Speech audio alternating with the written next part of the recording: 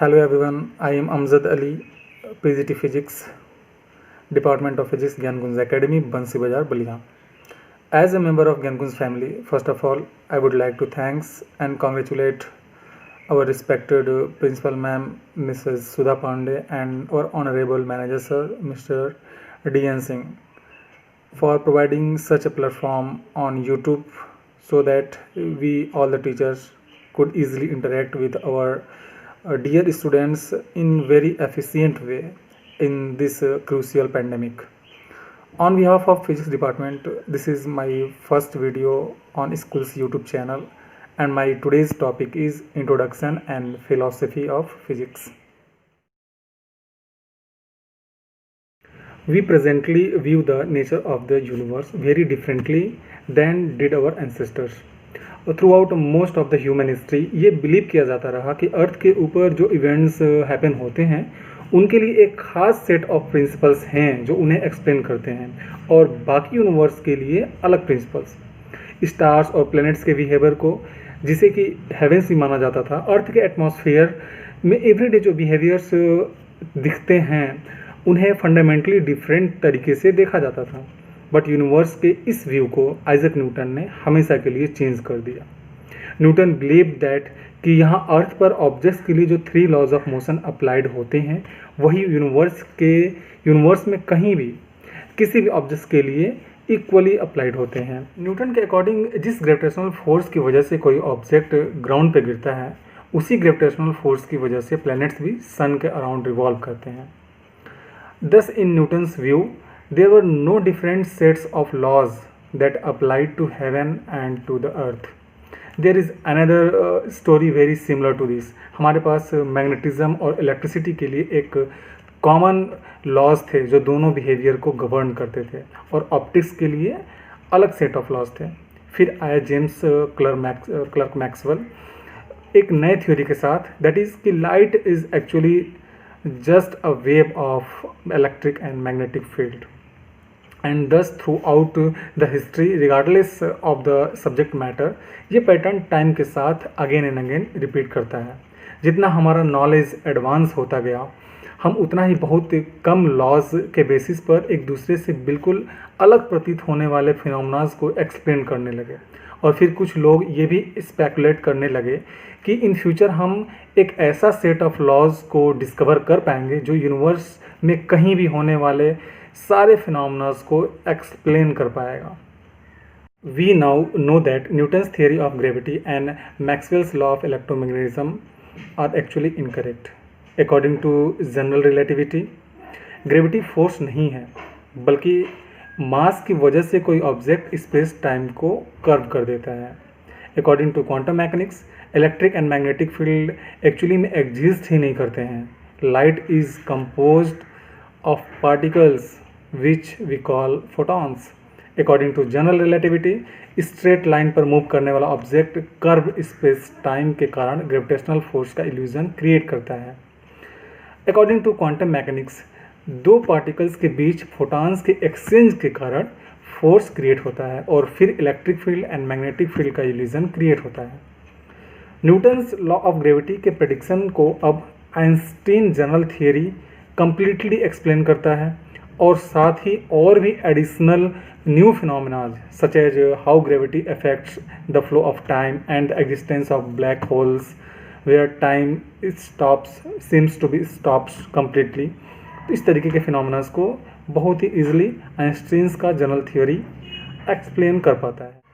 Similarly Maxwell law of electromagnetism के predictions को quantum mechanics sufficiently explain करता है, और साथ में और भी phenomena such as photo electric effect, quantum tunneling and the behaviour of atoms and molecules को भी एक्सप्लेन करता है।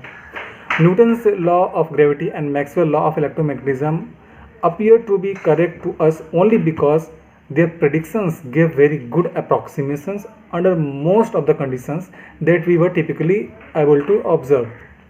In exactly the same way, in future ये बिल्कुल पॉसिबल है कि जनरल रिलेटिविटी और क्वांटम मैकेनिक्स भी किसी और ट्रू फंडामेंटल लॉज के केवल अप्रॉक्सीमेशन मात्र हों।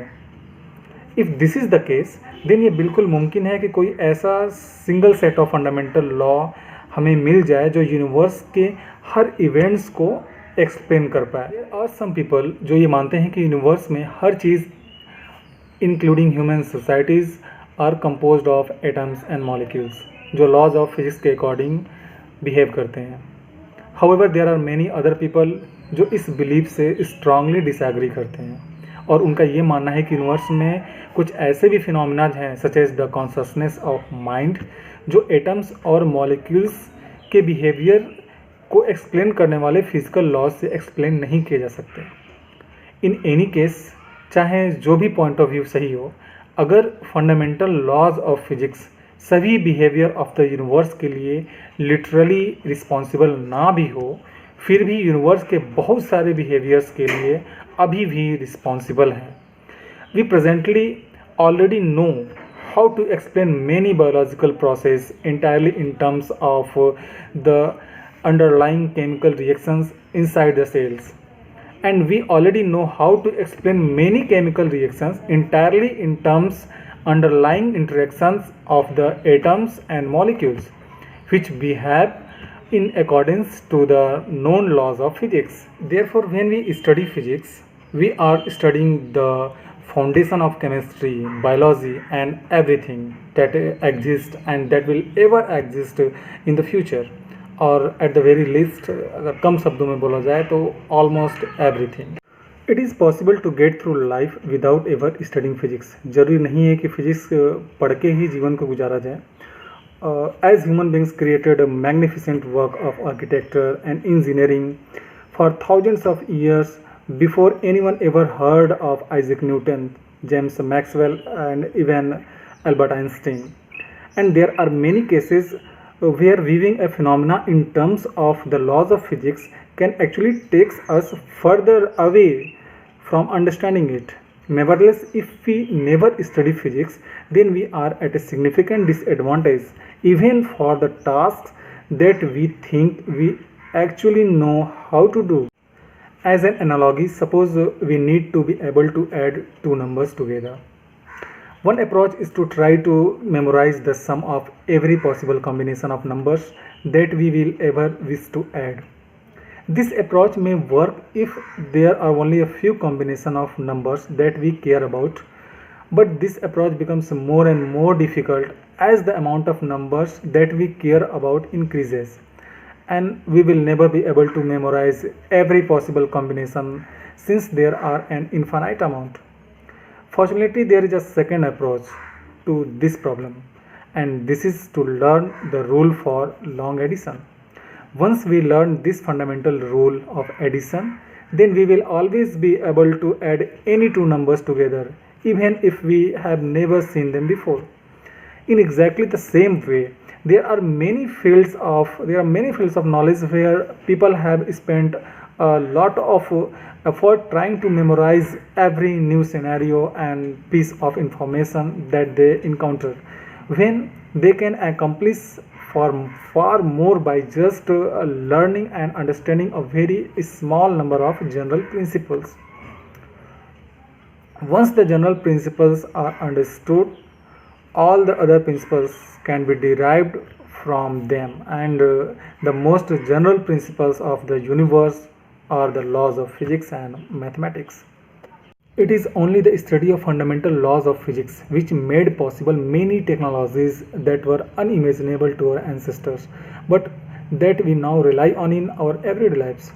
There is another important reason for learning about the fundamental laws of physics that go well beyond their practical usefulness: curiosity.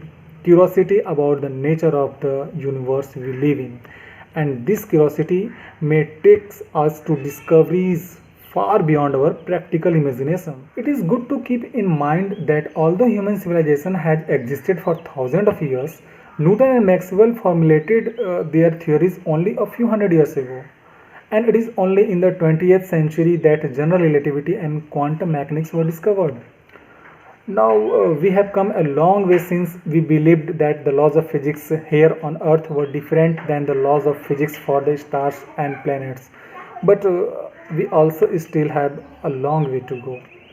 Future generations may look back at our present understanding of the universe Much the same way, we now look back at the view that the earth is at center of the universe, resting on the back of a giant turtle. So that's all from today's topic. That's all from introduction and philosophy of physics. Hope you have got it very clearly. Thank you.